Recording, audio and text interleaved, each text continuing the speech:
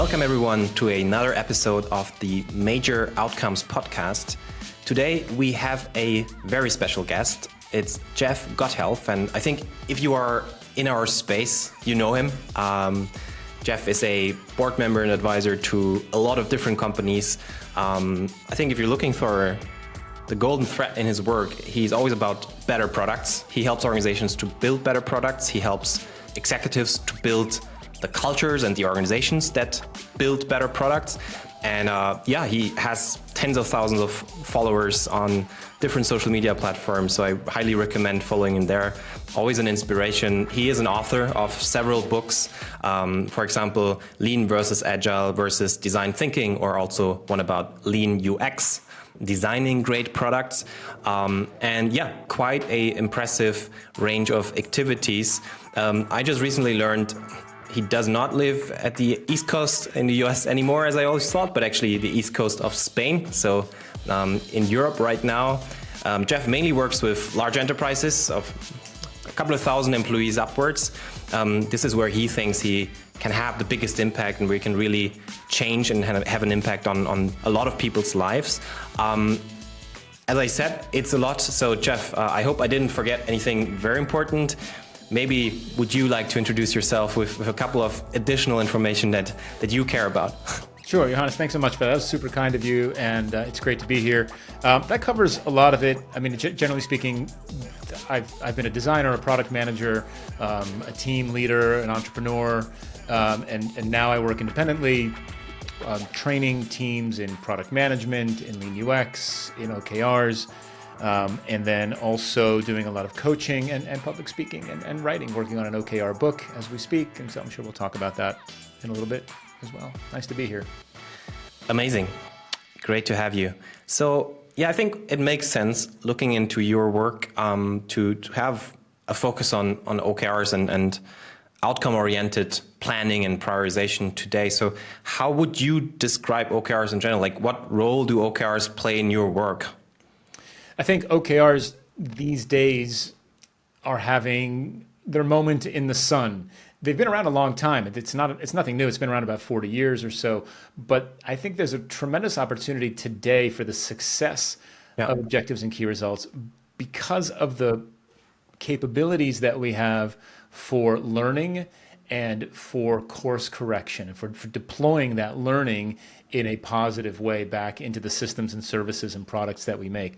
So for me, objectives and key results are a team level goal setting framework. So it's a goal setting framework for teams that focuses on why we're doing the work. So the objective is the question of why we're doing this. What's the qualitative reason? What are we ultimately trying to achieve? What's the goal? What's the strategy? And then on the key results sides, if we achieve that qualitative goal, how will people's behavior change? And the people that I'm talking about are the people who use the products and services and systems that we build and ship. So we're focusing not on producing features, not on producing output, but on positively impacting the behavior of the people who consume the things that we make, and using that as the measure of success. And it's a simple concept, but it's incredibly powerful, because what it does is it actually starts to move an organization towards greater agility, greater customer centricity, more collaboration, more humility, more learning, the kind of culture and the ways of working that tend to be more successful today. That's a pretty well-rounded description. I think you said, right, it's a simple concept, but extremely powerful, something we also experience, however, again and again. It's not just simple and powerful, but also a very long way sometimes to actually really operationalize and get it into organizations. So why do you think that is, and how have you seen it work? How do you look at bringing that kind of outcome or customer value oriented mindset into larger organizations, into structures and teams where this might have been not the dominant way of thinking for a very long time, right? I mean, I think there's a lot of reasons why the established structures are rather like having teams lean towards focusing on output, features, financial metrics instead of outcome and customer value oriented metrics, business impact versus customer value. Like how do you get it in there? How do you look at this mindset change? Is it something you can achieve in a couple of years? For me, sometimes it feels like the challenge of the decade rather. Yeah, so you said it right. The biggest challenge here is, like I said, it's a simple concept. You're managing the outcomes instead of output. You're setting behavior change as the measure of success, and that flies in the face of the way the overwhelming majority of organizations work today. They work towards features, production, make this thing, get it done by a date. Also, make sure that it's blue, and I know that the ROI on that is going to be this much, right? Which is just speculation and guessing, and often is very wrong. And so that's really the biggest challenge here, is that we're asking organizations to fundamentally change how they set goals and how they measure success. And in so doing, so that actually doesn't sound that hard, right? But the implications of that, as you begin to peel that back, there is a tremendous amount of impact to the whole organization when you change that, right? What do I do? Like, leaders are used to telling teams what to do, right? Build this thing, get it done by Friday. We're taking that away from them, right? Because the teams need to figure out what the best combination of code, copy, design, business model, value proposition is going to be in order to generate the desired behavior changes. In order to do that, they need to know how to do product discovery and lean UX and design thinking and research. And not only do they need to know how to do that, but they need to be able to do that. And we need to accommodate that in the schedule. We have to realize that that's part of the work as well. And so, and this is just the tactical stuff, right? If you look a bit more broadly, kind of more organization level type challenges here, you're changing success criteria, which means you're changing incentives. It means you're changing what people get promoted for, what we celebrate as a company, what we reward. You need new skill sets, which means you're changing job descriptions. You're changing who you hire or how you review people. I mean, it's broad. It just kind of grows and grows and grows. And that is why this is a challenge. I think organizations go into this thinking, oh, I'll just change from outputs to outcomes, no big deal, right? And then they like, oh crap, this, that, they don't know how to do it, and now I got to change this. So those are some of the big challenges of making this work. I think that if an organization is dedicated to changing and to building in these ways of working, they should expect at least a year to make it happen. It might be longer, and it needs tremendous top-down support. It needs a real recognition, top-down, that this is new, this is different, this is challenging, but that it's worth it in the end. But I will say this: the benefits here. OKRs to me, in many ways, like, if you have strategy, and not every organization does, right? Yeah, true. Clear articulated strategy, then OKRs as the next step essentially begin to provide they open the gates for agility, customer centricity, learning, humility, all of the things that make organizations successful today, because we're very clear that the measure of success is not deploying a specific thing, it's having a meaningful impact on our customers. And understanding that there is an infinite number of ways to do that. So to someone who's might be a skeptic, right? Imagine there's an executive team where maybe 50%, 60% of the executives lean toward that kind of change, but you also give skeptics a lot of reasons to look at it and say, like, well, that's just too much for us, right? This probably won't work because we have to change everything. So I think a question that comes with that is maybe two questions. Like, one, what are some, like, how do you start, right? Is OKR something that you start with, and then through OKRs, step by step, you can change other things? Or do you rather start bottom up and change things around how teams work in a more operative manner in the actual product and development teams? That's one part of the question. And the second one is, like, what from your experience are some of the low-hanging fruits, some of the early indicators it can work? Because I think every organization, I've never seen an organization where it's just like everyone is in. You have to convince certain groups, and it's like, hey, this is actually working. We're in a good way. I think, look, I just described what I believe to be a tremendous amount of change in an organization, right? And change is risky, and there are very few executives who want to take on that kind of change. And so what we need to do is de-risk the change. I think if you run an organization of size, several thousand, tens of thousands, et cetera, type of organization, then certainly you're not going to tell everybody, hey, Monday we switch to OKRs. Best of luck, everybody. Yeah. Right? See you later. What we want to do is de-risk the change. We de-risk the change in the same way we would de-risk a product idea, a hypothesis, right? And instead of having a product hypothesis in this particular case, we have a ways of working hypothesis. We believe that if we switch to objectives and key results, we will see these benefits moving forward, right? And so then we want to test that hypothesis. So we de-risk the change with an experiment. Now, experiments for ways of working are things like, well, we're not going to change 15,000 people's ways of working. Yeah. We're going to change 15 people's ways of working. And we're going to give them a quarter, right? Not a year, not 6 months. We're going to give them 12 weeks or 8 weeks or whatever it is. And do you usually, if you say you need top-down support, do you start with the leadership team, or how would you pick those 15 or 20 people? Yeah, so you have to. The top-down support has to be, people have to be aware that this is happening, why it's happening, what the success criteria is for this experiment, how we will know it worked or it didn't work, etc. And then we need to protect this pilot team, this experiment team, so that they're not pulled away to do other things, right? We need them to be in this experiment, in this bubble for 8 weeks or 12 weeks or whatever it is. I will say this, I think you should pick the people who are most likely to make this a success for your experiment. And I've gotten feedback before on this idea, people saying, well, that's, the expression we have in the US is stacking the deck, right? Whereas, you're putting in your best players, so of course you're going to win.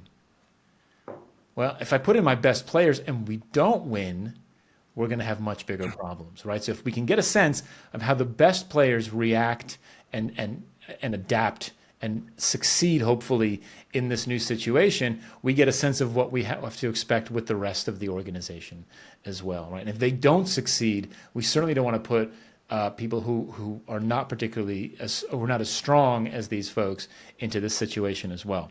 So pick the team that is most likely to do well with this, and then see what happens. And you run that experiment, and you let them figure out how to write these goals, and you work with them to approve those goals.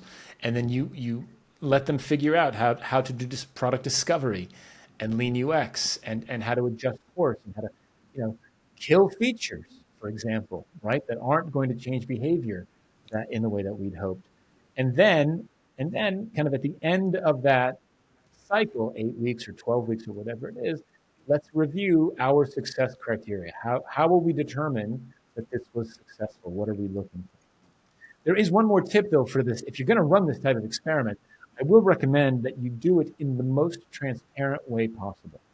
Uh-huh. One of the worst things that you can do is build this experiment, this pilot team, and then stick them in a corner somewhere or in a war room, or just keep them out of sight from the rest of the organization. Because when they emerge at the end of the experiment and say, we're awesome, we're using OKRs, we're agile, we're customer centric, we've got lots of empathy, et cetera, people will be like, well, that's great, but I don't believe you, and B, I don't know how you got there. And so if we get this experiment team to publicly broadcast what they're doing, what they're learning, what's going well, what's not going well, where are they pivoting, where are they changing course, where are they running into organizational obstacles, such that when the time comes at the end of the experiment, if they still declare success, we've got a clear sense of where we need to go in the organization to make the next team, the 5th team, the 10th team doing this equally as successful. Mm-hmm. Yeah, I really like that. I think not just de-risking, but sharing all the learnings along the way. I think the most successful organizations we've seen introducing OKRs or similar approaches to, and then scaled it successfully, where these pilot teams, and oftentimes, and I think most impactful leadership teams, shared everything. Also, how incredibly difficult or surprisingly difficult it was for them to actually phrase real outcome and custom value oriented goals. So I think that strongly resonates with my experiences there. So a bit of a question I get a lot is like, should every organization actually do that, right? So you seem to be convinced. For me, it seems like quite obvious outcome value oriented way of planning, thinking about customer value first. Like, sounds like something every organization could do and should do to be more successful, and still most companies don't, for a lot of reasons we touched upon. So how do you think about that? Like, should every organization do that, or maybe phrased differently, what kind of organizations do you think can and should do it? I think that all of these relatively new ways of working of the last 20 years, agile design thinking, lean startup, lean UX, OKRs, et cetera, all of these have come around to help manage uncertainty. And since the overwhelming majority of our companies and businesses function on a foundation of software and technology, there's a lot of uncertainty to manage in those situations. In the situations of high uncertainty, OKRs work well, agile, lean startup, lean UX, design thinking, product discovery, all of these are tools to help your teams de-risk the next step moving forward. If you find yourself in a situation where your company works in an industry or in a situation where there is high certainty, you know exactly what to build, you know exactly what it's going to look like when it's done, and you know exactly what people are going to do with it. You have a clear sense of how many people are going to buy it, what they're going to pay for it, what your profit margins are, then maybe you don't need this stuff. Now, I think a lot of organizations believe that to be true. We know everything, and we don't need this stuff. But for those organizations that are truly in that situation, then maybe this doesn't make sense for you, right? It feels like a lot of ceremony and a lot of exercises only to learn what you already know. However, I do believe the overwhelming majority of organizations are working with a large amount of uncertainty. And so therefore there is a need for these processes and these ways of working to get in there. And that to me is the greatest value here, right? I mean, we can't predict the future, sorry, right? The technology changes so fast. I mean, 6 months ago, we didn't even have this whole AI craze, and now the whole world is losing their mind over it, right? Consumer consumption patterns change regularly. Every time we have something new in the space. TikTok fundamentally changed how people consume social media, right? Amazon changed how people shop. Netflix, how people consumed entertainment and videos. Twitch, et cetera. Like there's the patterns change continuously. Yeah. And if we don't approach our work with some level of humility that says, look, I'm confident that I know my domain, I'm confident I know my customers, but the reality is I don't know exactly where the industry is going, then we stand a chance of failure. I think the tools, and specifically OKRs, are good for that, for de-risking this uncertainty.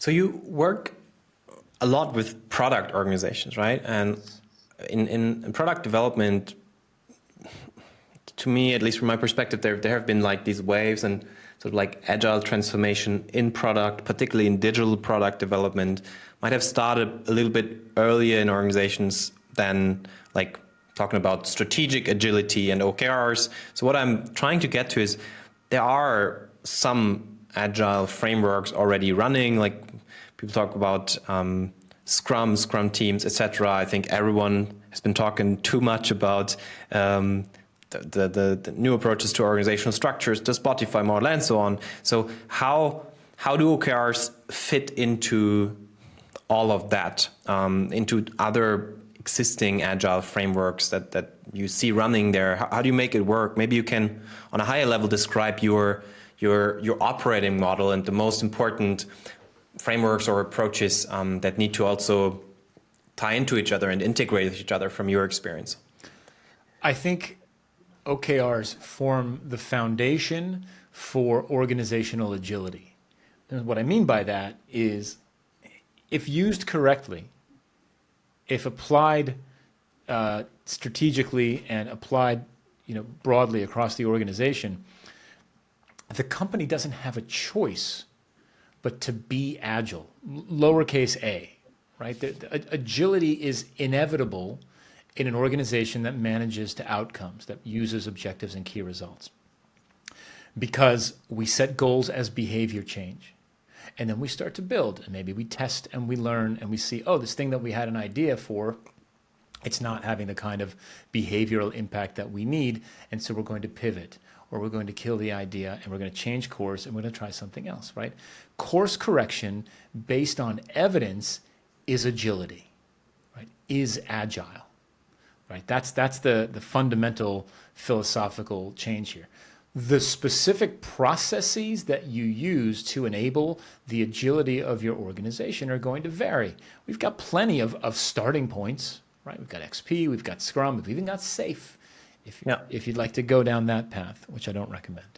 But the point of all of this is that if you have a foundation set in outcomes as the goal, agility almost inevitably follows, right?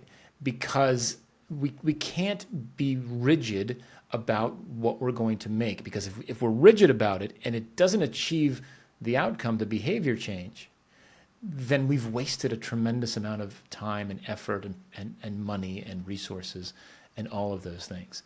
And so for me, it's a base layer. I hate to use the phrase process stack, right? Because I don't know that I like it, right? But if you visualize it, right, I think the foundational layer is strategy, right? There has to be some organizational strategy. And then on top of that are the organizational goals. Those are going to be your OKRs. And if you do that well, then the agility follows, and you can call it by one of its brand names, or you can make up your own name for it, or you can pick and choose the pieces that you like from each of these frameworks and just make it work inside your organization. So to me, it's foundational. It's not the only way that agility can happen. I don't think that that's true, but I think agility is inevitable with OKRs as the goal setting framework. Got it. As we talk about frameworks and change, and I think a lot of the work you are doing is transformative. So what we see a lot in that context is that frameworks are being implemented, change is being implemented, and still the why, the purpose of that kind of change seems to be either worst case missing, or but in many cases at least not clearly communicated to the company. So what do you experience in that context? Like, why do you think that happens? How do you support organizations there? What can be done so everyone understands why OKRs are important and why change needs to happen? That's a good question. I think I'm thinking through sort of the clients that I've had, and the change has come from leadership,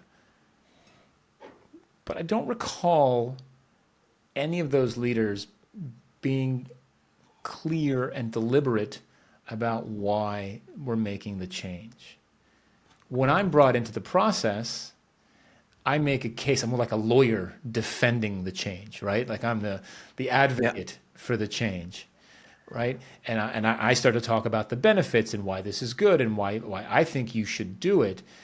But I think it's really important for leadership to come forward and say, we're making this change because we've been struggling with improving the agility of the organization. The pace of change in the market is really high these days. We are taking too long to react to those changes, et cetera, et cetera, et cetera. And we believe that this is a way for us to start to correct that. I think that would go a long way, especially in organizations that have been around a while. Because if I've been to so many companies over the years where, legacy companies that have been around 50 or 100, 150 years, and you've got folks who work in those organizations for what feels like 50 or 150 years sometimes, but you've got those folks, and I walk into a room and I'm going to teach one of these frameworks, train them in one of these frameworks, they're sitting back there like this, arms crossed, leaning back in their chair, basically almost literally saying to me, I'm going to wait Yeah. you out, right? I've been here 25 years. I've seen people like you come and go. Nothing ever changes, right? So yeah, whatever. Do your little dance and then leave, and I'll just keep doing my job the same way I've always been doing it. And look, I don't blame that person. That's their reality, and that's kind of been the experience. And I think without a clear articulation of why we're doing this and what success looks like from leadership, I think any kind of change, and certainly OKRs, is going to struggle. Yeah. So I think we made it clear OKRs do play an important role in your work. And you told me earlier that you are actually writing a book on this topic. So can you talk already a little bit more about why that book, and maybe what kind of spin it will have? What will be the subject or the idea of this upcoming book? Yeah, so it's a book about OKRs. The title is still in fluctuation. But the purpose of the book is that this is a how-to manual for every employee in the organization. So not just product managers or designers or engineers. This is for HR. This is for legal and finance and marketing. In other words, if your organization is rolling out objectives and key results, this is the book we want them to put into every employee's hands. This is how this is why, this is how, this is what it looks like, and this is the kind of the guidelines that we are following when it comes to deploying OKRs in the organization. And we believe that that's missing in the marketplace. There are a few standout books on the topic. There's Measure What Matters, which is kind of the executive inspiration book by John Doerr that got everybody talking about it. There's Christina Whitkey's Radical Focus, Exactly. which is a fantastic book on the topic, and speaks to it kind of at the single team level and maybe at the startup level. And there's a couple of books by Ben Lamort and some others around coaching, how to coach OKRs, but this kind of employee handbook for how to do it. We don't believe that exists, and we're writing it. Nice. You also told me, because I'm passionate about writing, and I asked these kind of questions, some of them already before our podcast conversation. You said you usually write with others, and what does that mean in your case? It's we are writing it. How does that work? Who do you work with? Yeah, so I work with Josh Seiden. I've written 2 books already with Josh Seiden. We wrote Lean UX together. We wrote Sense and Respond together. We started a book publishing business together, and so we edited about 20 books together. And he's been my friend and my business partner for 15 years at this point. And we're writing the OKR book together. And the reason for that is we work really well as a team. We have complementary personalities. So, for example, I'm a jump out of the airplane and build the parachute on the way down kind of person. And Josh is like, wait, we should at least take the ingredients for the parachute with us when we jump out. So he slows me down, I speed him up. And we've over 15 years of collaboration and friendship, we've developed a very trusting, a high trust professional relationship, and one where whenever there's an issue, neither one of us is afraid to bring it up. There's not a lot, but because generally we get along, but we clear the air very quickly. Nothing festers. No one gets mad. I'll give you an example. Just last week, I was traveling, and Josh had to cover me on a couple of work-related engagements that I was supposed to teach with him, but he was covering for me. I forgot to tell the client, and I forgot to update the Zoom link, because usually it's my Zoom link. We had to update it. But that's bad when the client shows up on my Zoom link and I'm on an airplane, right? And so immediately when I got off, I called him up and I apologized. I said, look, it's my fault. I totally forgot about this. We've got a couple more of these in the future. I'll take care of it, right? But it's that kind of trust and transparency that builds a great collaboration ultimately. And look, I think certainly both of us have egos. I think both of us recognize that we're more successful together. And so every now and again, your ego is going to take a hit in that, and we're okay with that. That sounds indeed like a great foundation. You always seem like, like being a lot on stages, events, but also work with huge companies. So is that also when you consult and when you help managing those larger transformations, that you usually work in a network of partners like that? Or how do you fit in? What we oftentimes see, right, is like oftentimes there's a trigger event, there's a new strategy, there's a new leadership team, there is probably one of the 3 or 4 big consultancies that have been there before. So where do you usually come in? Like, how do you work there? Is that a rather network-based approach, or is it always the same 3 or 4 people? I think that's something that's really interesting for our audience as well. Yeah, so one of the best things that I've done since I went into solo practice was start a private Slack channel, small one, for people who do what I do for a living, or are in very close adjacent roles. But basically, everyone is an entrepreneur. Everyone is generally working solo, and then everyone is working in agility, design, product management, OKRs, lean startup, that type of thing. That group, one of the things it taught me is how to manage community, which is really hard. But I feel like I've dialed it in now. We've got a great group. It's a highly engaged, very high signal to noise ratio in that group, and that's always my default starting point. Like if I have an engagement that I know I'm not going to be able to fulfill by myself, that's my starting point. I go in there and I say, look, this is what I've got on my plate. I need help with X, Y, and Z. Anybody interested in pitching this with me? And then usually a couple folks will step up pretty quickly. And that's assuming, of course, that Josh isn't enough. I always start with Josh and then and then move over from there. But that's been great. That's been a tremendous resource, and it goes both ways, right?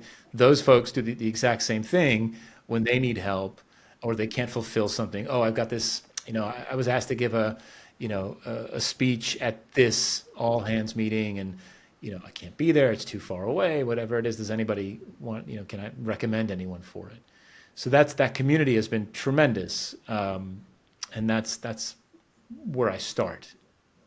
Great, understood. So Josh is the default partner, but there's a network. Yeah, I'd love to learn more about your publishing business as well that you have there, but that probably doesn't fit in here today. But as you are an author, as you work with books, I have to ask you, I think that's one of the last questions already. What are some other books that you might recommend beyond your own books? Of course, we will put links not just to your profile, but also to some of the books we mentioned into the show notes. So everyone listening in here today can dive deeper from there on. But I'm sure you have other ideas, other recommendations of some of the greatest books you would recommend. Teresa Torres' Continuous Discovery Habits is a great book, a fantastic companion to Lean UX, and all about product discovery. So that one's fantastic. I'm still a big fan, even still in the sense that it's been out a while, but still a big fan of Barry O'Reilly's Unlearn. I think that's a great book. Mm-hmm. Josh Seiden's book, Outcomes Over Output. It's a tiny little book. We published it as part of our publishing business. Who's the author there? Josh Seiden. It's Josh Seiden. Okay, Josh Seiden. Okay. And his book is tremendously valuable and powerful. and it continues to do really well. So those are three that come to mind immediately. And we are on a podcast today. Do you also have any other sources, like podcasts you're listening to, people to follow in that space that you would recommend besides you and Josh? I always like ourselves. Look, the interesting thing with podcasts, I'll be honest with you, I love being on podcasts. I struggle to listen to podcasts. Got it. That's for me. Like the only time I have to listen is, to podcasts is when I'm exercising. Usually, I've got kids and family around the house, and so it's hard to just put on a podcast typically. And so if I'm exercising, though, it's going to be music more often than a podcast. So I don't have a great recommendation because every now and again I'll listen to a podcast, but I don't listen to a lot of them. I'm sorry. Fair enough. We'll stick to books then. Yeah. Okay, then last question already. Like, what's your preferred way to engage with people? How can people reach you? We have lots of listeners who are managers, who are leaders themselves, who are maybe other consultants working in these kind of transformations that we talked about. Like, how can they find you? How could they reach out? So look, a few ways. LinkedIn, connect with me on LinkedIn. I'm very active there. Twitter, still on Twitter at this point. Yep. Been there a long time. Yep. We'll see how that goes. That's a good place to go as well.